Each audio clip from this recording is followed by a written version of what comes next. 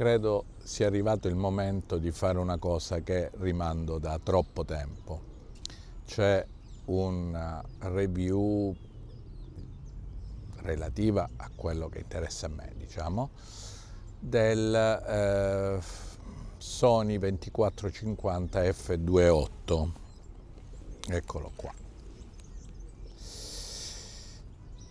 Perché dopo tanto tempo? Perché l'ho comprato tantissimi mesi fa, ma non l'ho mai testato in maniera completa. Ma ora, dopo quasi 3000 foto fatte in Giappone in un mese, credo di poter dire la mia relativamente all'uso di questo obiettivo nei casi in cui lo uso io, che non sono, diciamo, i casi di uso generale di tutti, ma del mio caso, cioè soprattutto foto di viaggio, che oltretutto sono, secondo me, non andrebbero molto confuse con anche foto di street, perché nel viaggio si fanno foto con ritmi diversi, anche un po' meno pensati rispetto alla street, e in generale si fanno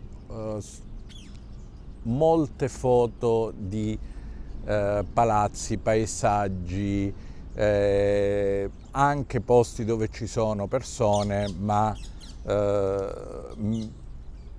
più ambientate, ecco, forse potremmo dire. In questo caso, siccome è stato un viaggio anche familiare, oltre che un viaggio come faccio io, di quelli normalmente da solo,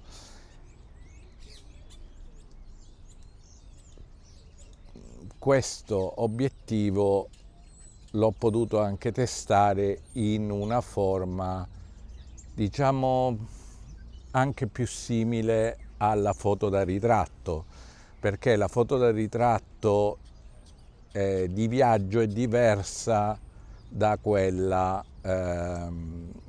che si fa normalmente invece nella foto da ritratto sia fuori che in studio con i modelli. Perché? Perché normalmente la foto di viaggio si fa con diaframmi più chiusi per far vedere anche l'intorno, mentre la foto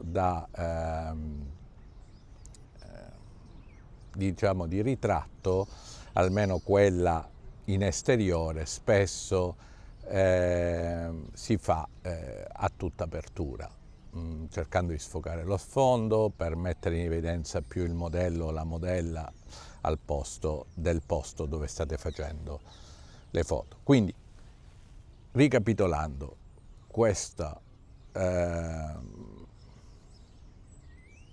queste considerazioni che farò sono legate alla necessità di fare foto di viaggio e foto di ritratto di viaggio, visto che approfittando di avere moglie e figlia, diciamo, con me, che a volte si sono prestati a fare qualcosa di diciamo di più simile al ritratto che non alla foto di viaggio. Io avevo già più volte detto che quelle poche volte che avevo provato a utilizzare questo obiettivo non ero rimasto particolarmente sorpreso o meravigliato in positivo. Oggi però posso dare un'opinione un po' più complessa e vi dirò, arrivo al punto. Le cose belle che ho trovato, indubbiamente il fatto che ci sono due casi in cui questo obiettivo è veramente utile. Il primo, il caso chiaro, foto di notte, anche diciamo di paesaggi notturni, e quindi avere un 2.8 costante è molto utile. Ora, non tanto quando fate la foto a 24 mm, perché per esempio con l'altro obiettivo che io uso in viaggio normalmente, che è questo, l'obiettivo kit, il 28-60, tra 2.8 e 4 non è che ci sia questa enorme differenza come per avere senso la differenza di grandezza e di peso, ma sicuramente quando andate a fare qualche foto sui 50 mm, dove una cosa è farla a 2.8 di notte e un'altra è farla a 5.6, per cui insomma gli ISO iniziano a essere un vero problema anche su una full frame. Che altro possiamo dire? L'altro caso in cui il fatto di essersi portati un 2.8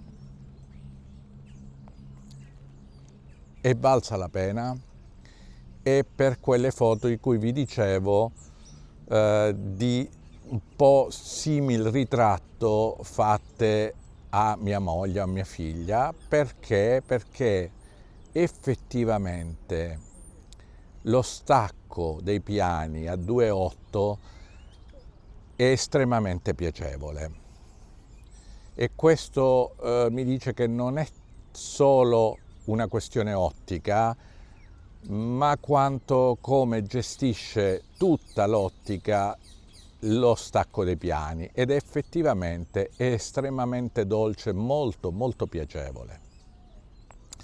Detto questo, però bisogna dire che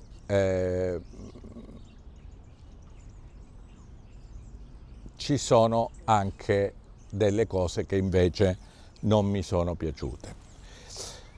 Sicuramente la prima, l'avevo detto tante volte, che su una macchina come questa è troppo lungo, quindi tende ad andare verso giù, lo dovete sempre tenere bene con due mani in pratica, perché per cui il peso, il fatto che sia sbilanciato rispetto alla macchina dà un po' di fastidio quando si viaggia, indubbiamente non è l'ottimo. In più c'è un'altra cosa che bisogna sempre tenere conto in viaggio, che con un obiettivo del genere date molto nell'occhio. Mi è capitato più volte gente che mi fermava dicendo: che bella macchina che hai. Vi sembrerà strano, ma il fatto di bella macchina o buona macchina non dipende dalla macchina, ma dal fatto che guardano l'obiettivo. E in viaggio questo, dove tu vuoi poter scattare senza farti troppo vedere, senza essere troppo notato, per poter diciamo inserirti nell'ambiente e non fare sempre delle cose che sembrino foto posate, non è una buona cosa. Cosa che invece con questo diciamo con il 28-60 capita molto meno, e praticamente mai ti dicono: ah, che macchina importante, che bella macchina che hai. Quindi si capisce che rimanete molto più stealth, no? Più nascosti. Continua a dire, non ha nessuna importanza questo quando fate ritratti con modelli eccetera. Quando invece siete sulla strada e state scattando e magari soprattutto vi piace le insegne in un negozio eccetera, e magari il proprietario si può arrabbiare di vedere una macchina che sembri super professionale e che gli faccia delle foto, eccetera. È chiaro che questo incide molto sul tipo di obiettivo che uno vorrebbe avere con sé in quel momento. Quindi diciamo che luce e ombre, obiettivo veramente eccezionale dal punto di vista del full frame, 440 grammi circa, sono pochissimi per un obiettivo zoom 2.8 costante, uno stacco dei piani molto bello, non solo perché è 2.8 ma anche perché evidentemente l'otturatore lavora molto bene con questo 2.8 e rende il bokeh, diciamo, lo sfondo molto morbido.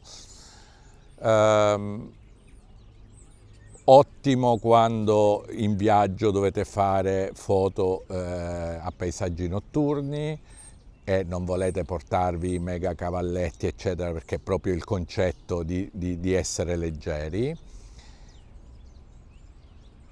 Buono per fare appunto ritratti, diciamo, di famiglia, ma anche magari se avete modelli, eccetera. Che dal punto di vista invece della proprio foto di viaggio, le cose brutte sono il fatto che è troppo visibile, è pesantino e soprattutto non è tanto il peso quanto il fatto che la lunghezza su macchine da viaggio, quindi piccole come in questo caso la 7C2, lo rende sbilanciato. Un'ultima cosa da tenere presente, che non è positiva, è il fatto che a 24 mm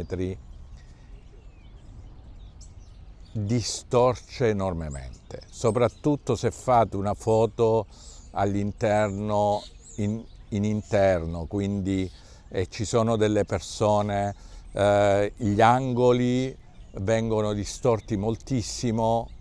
Devo dire che io ho visto una distorsione così esagerata solo in alcuni obiettivi super grandangolari, non l'avevo mai notata in un obiettivo che parte da 24, quindi secondo me se questo è un obiettivo FE e non G-Master dipende anche dal fatto che effettivamente otticamente non è così buono come dicono e come molti l'hanno diciamo dicendo, tante review ho visto dicendo un piccolo G-Master, non è vero, perché a 24 se siete in un intorno diciamo piccolo, asfittico, la distorsione è veramente veramente importante. Ok, spero di aver detto tutto e sicuramente saranno passate tante delle foto fatte con questo obiettivo in Giappone. Spero sia stato quantomeno interessante. Se dovessi dargli un voto direi che gli darei un 7 su 10. Diciamo che se devo viaggiare veramente leggero non mi porterei più questo obiettivo, non tanto per il peso quanto per il fatto di non essere bilanciato quantomeno con la mia macchina.